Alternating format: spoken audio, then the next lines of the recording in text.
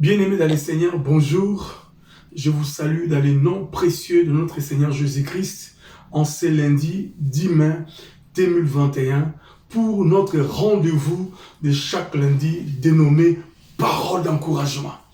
Je suis heureux de vous savoir en bonne santé, étant donné que je le suis aussi. Gloire au Seigneur.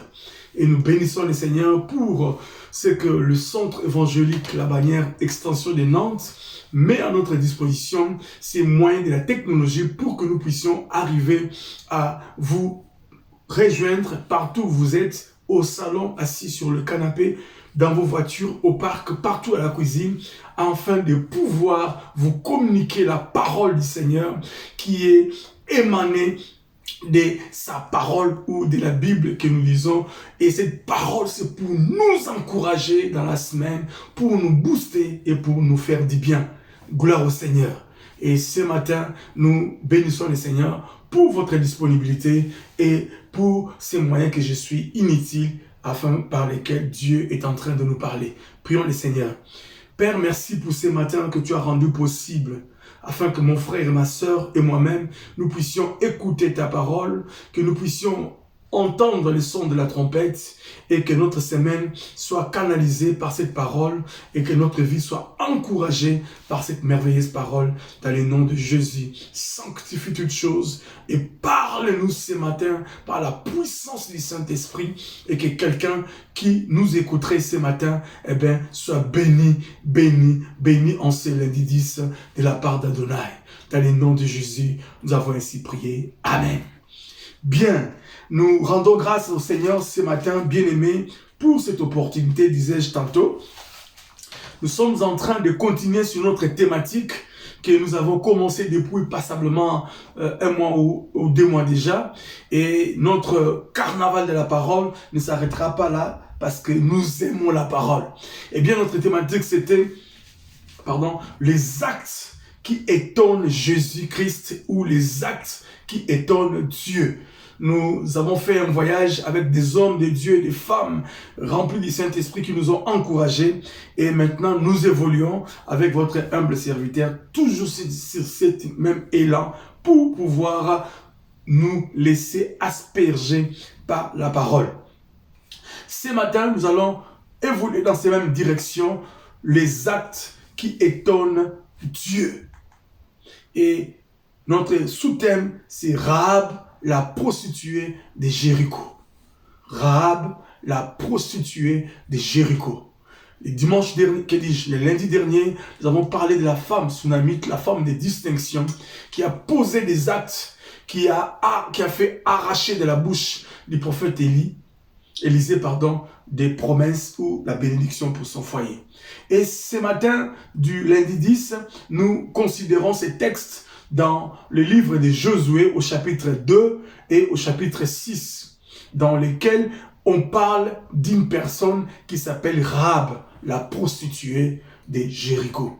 Dans la seconde chapitre, on parle de la manière dont Rahab a reçu les espions que Josué a envoyés pour pouvoir explorer les pays de Canaan et précisément la ville de Jéricho. Alors qu'ils étaient en train de se préparer, Josué a envoyé les espions pour aller explorer. Et quand ces deux hommes sont arrivés dans la ville, pour pouvoir faire leur travail, ils ont été reçus par cette femme qui s'appelle Rahab. Et cette femme, dans cette hospitalité, nous revenons encore, bien aimés, ce matin, de parler de cette qualité de l'hospitalité qui est une qualité qui bénit. La Bible dit, d'autres même ont reçu des anges à cause de l'hospitalité. Donc voilà, au chapitre 2, la femme a manifesté une hospitalité sans pareil. Et cette hospitalité a payé. C'est-à-dire, vous connaissez l'histoire, essayez vous-même de cogiter autour de ça lorsque vous aurez le temps à partir du verset 1er du chapitre 2 jusqu'à en bas. Et précisément ce matin, nous allons juste lire le texte qui est sorti du chapitre 6e pour gagner du temps à cause du temps qui nous est imparti. Bien, au chapitre 6, à partir du verset 24, la Bible nous dit ceci, « Ils brûlèrent la ville et tout ce qui s'y trouvait. Seulement, ils mirent dans le trésor de la maison de l'Éternel l'argent, l'or et tous les objets d'airain et de fer.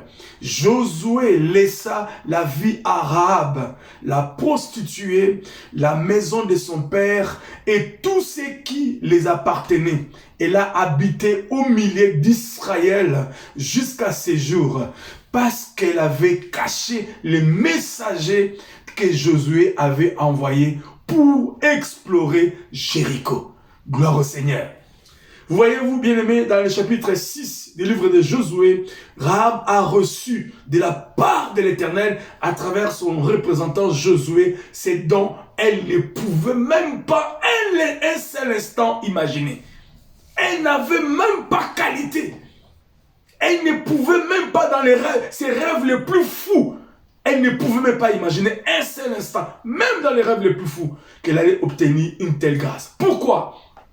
Parce que Rahab compte parmi les personnages de la Bible dont les mœurs sont réprouvées par la moralité de l'époque. Donc Rahab était une prostituée dans leur société et même dans notre société d'aujourd'hui. La prostitution est répugnante. La prostitution est dégueulasse. Et la prostitution, plus loin sur le plan spirituel, c'est pareil à l'idolâtrie. Donc, Rahab était réputée, pourquoi? Elle était prostituée. Rahab ne pouvait même pas un seul instant, dans ses rêves les plus fous, de rêver qu'un jour, elle allait obtenir gain de cause. Mais la voilà élue de Dieu à cause de cet acte qui étonne Dieu.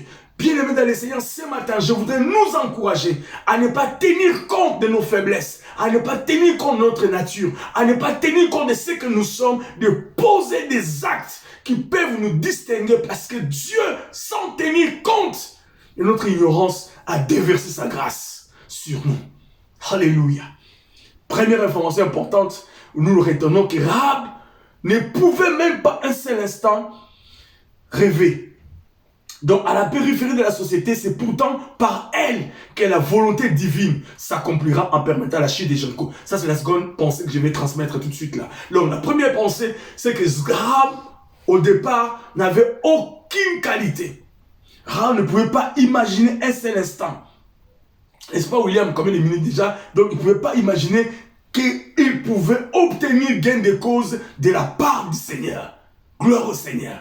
Mais ce matin, nous partageons et nous comprenons que Rahab a réussi à obtenir la grâce du Seigneur à cause de cet acte qu'elle a posé. Bien-aimés dans le Seigneur, Dieu est extraordinaire.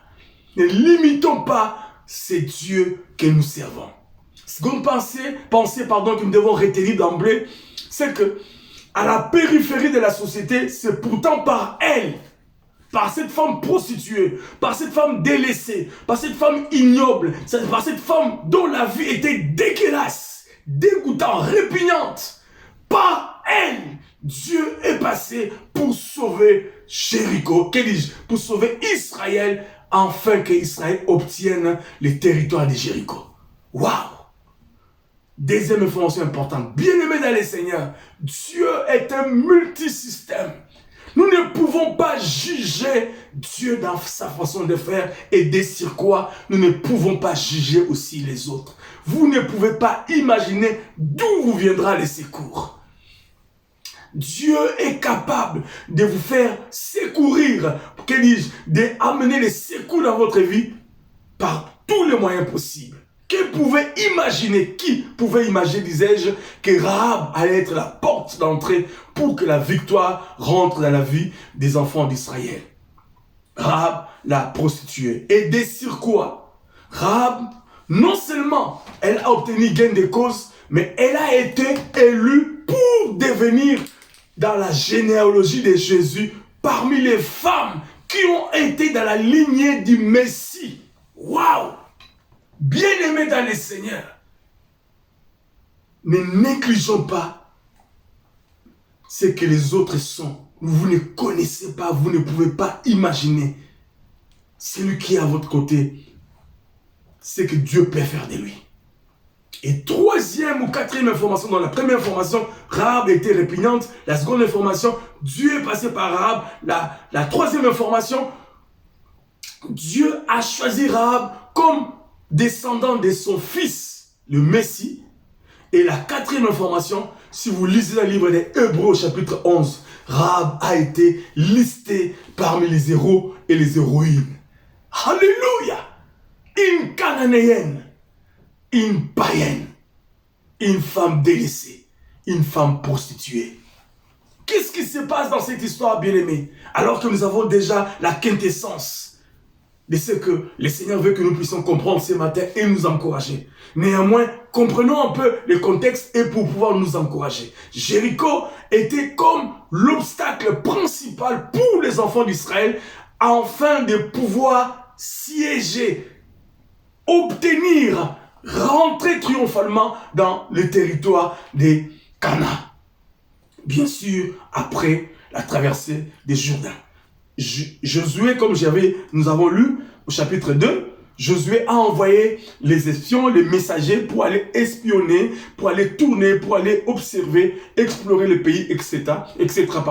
Et du coup, lorsque ces hommes sont arrivés dans la ville de Jéricho, les services de renseignement de la ville, ça fonctionnait très bien, ont été informés qu'il y a des infiltrés qui sont dans la ville. Et précisément, ce sont des Juifs.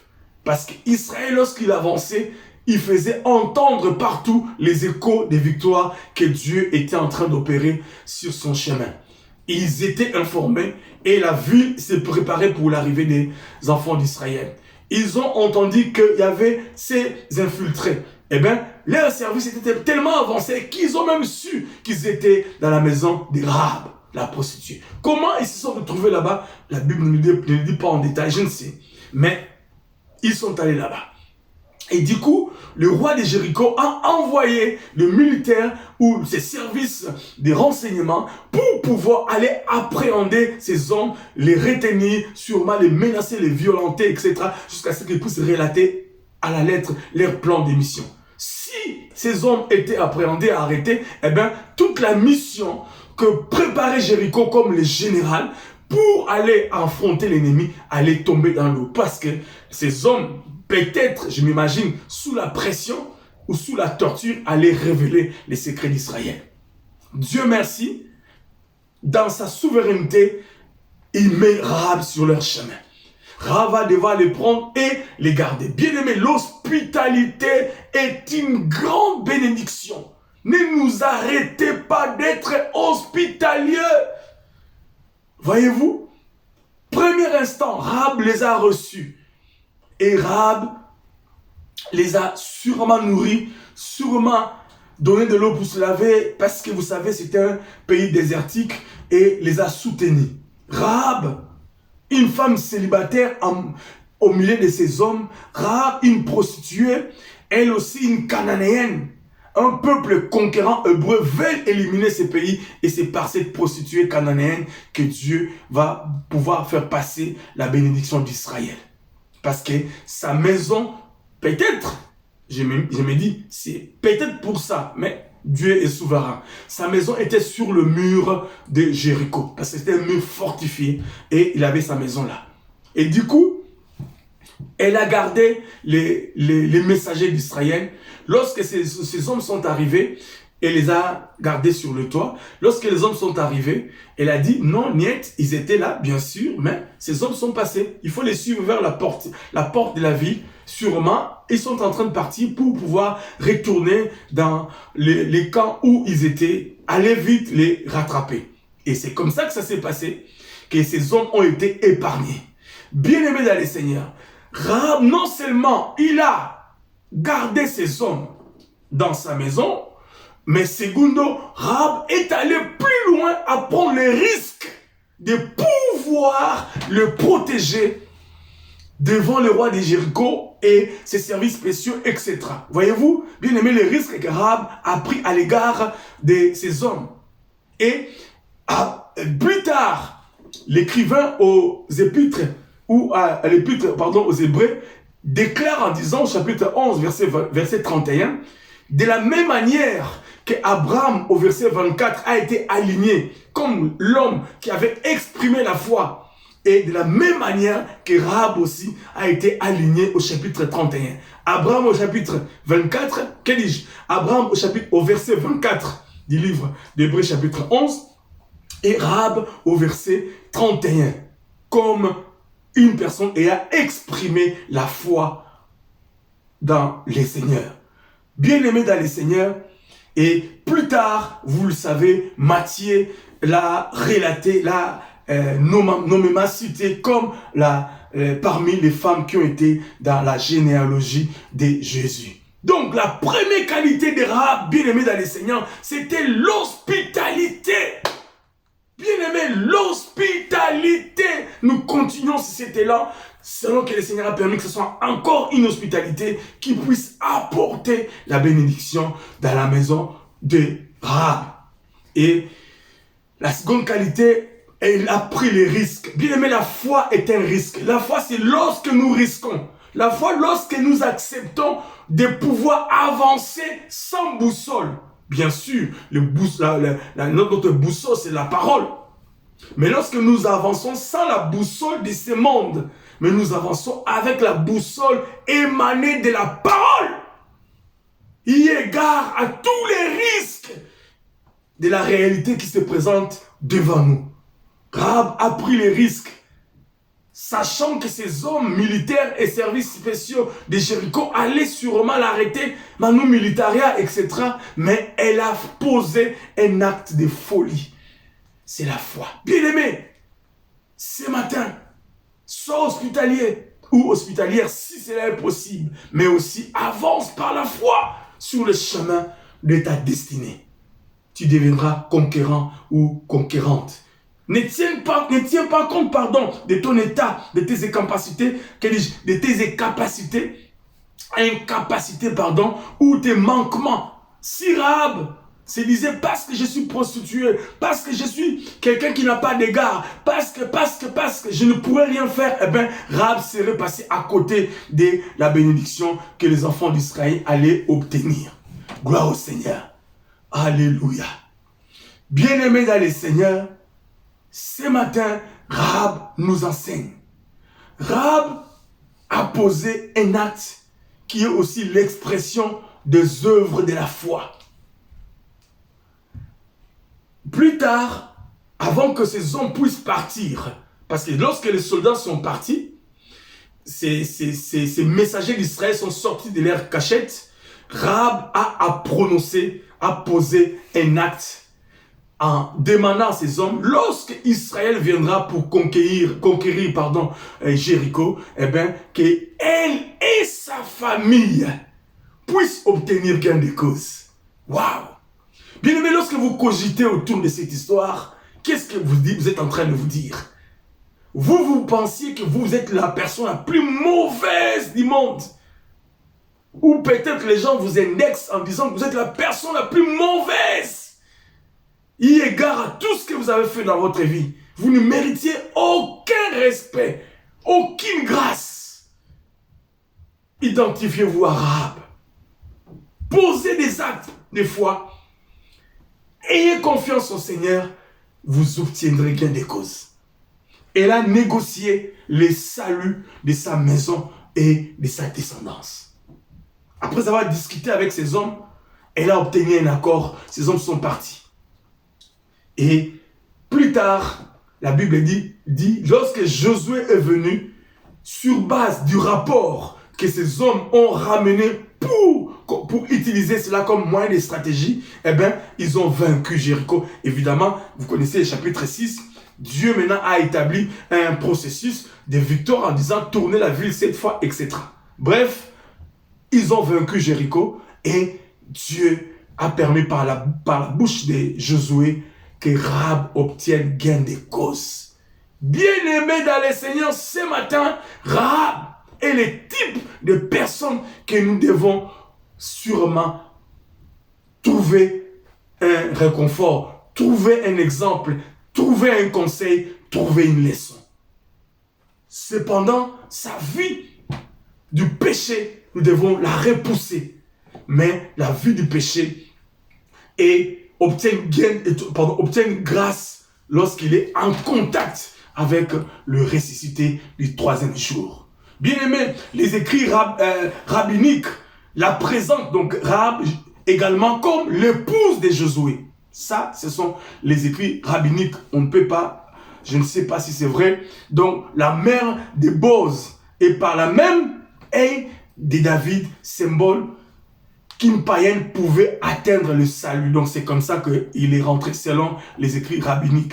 Le Rahab est donné comme ayant les dons de prophétie et figure même de la généalogie de Jésus. C'est ce que j'avais dit. Ce qui fera des Calvains, les Jean Calvin, vous connaissez Jean Calvin, le père des églises, elle dit, elle a la vision des choses invisibles. C'est Rahab. Elle avait la vision des choses invisibles.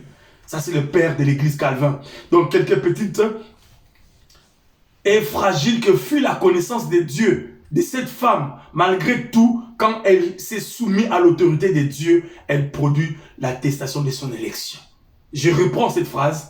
Ce qui fera dire, donc Jean Calvin va déclarer, elle est la vision, donc Rahab, elle est la vision des choses invisibles. Rahab est la vision des choses invisibles. Et la deuxième ligne, quelques petites ou fragiles que fut la connaissance de Dieu dans cette femme, malgré cela, elle ne s'est pas arrêtée. Quand elle s'est soumise à l'autorité de Dieu, sa petite connaissance qu'elle avait d'Israël qui venait, elle a utilisé ça pour s'accrocher à Dieu en cela. Et cela a produit l'attestation de son élection. Bien-aimés dans le Seigneur, le peu que nous avons, si nous essayons de le communiquer en Dieu, c'est le miracle. Ta petite connaissance, tes petites capacités, tout ce que tu peux avoir qui semble ne pas être signifiant. Mais lorsque tu raccroches ça à Dieu, eh bien, tu es attaché à la source intarissable et de la source intarissable jaillisse la vie pour l'éternité. Gloire au Seigneur. Nous allons nous arrêter par là et le dimanche prochain, nous continuerons sur cet même élan. Le lundi prochain, nous continuerons sur cet élan des actes qui étonnent les Seigneurs. Que Dieu nous bénisse en ce lundi matin 10 mai. Dans le nom de Jésus, prions le Seigneur. Père, nous t'adorons ce matin de ce lundi et nous te recommandons toute la journée de ce lundi et toute la semaine. Pourquoi pas les restes du mois demain entre tes mains. Fais-nous grâce, Seigneur. Aide-nous à révéler, révèle-toi à nous et fais-nous comprendre certaines opportunités qui peuvent nous aider à hisser les niveaux les plus élevés malgré nos faiblesses et nos limites. Sanctifie quelqu'un qui me suit ce matin et que ta parole nous sanctifie. Père, que ta parole nous sanctifie et que Jésus soit Seigneur en tout et pour tout. Au nom de Jésus, nous avons ainsi prié. Amen. Bye.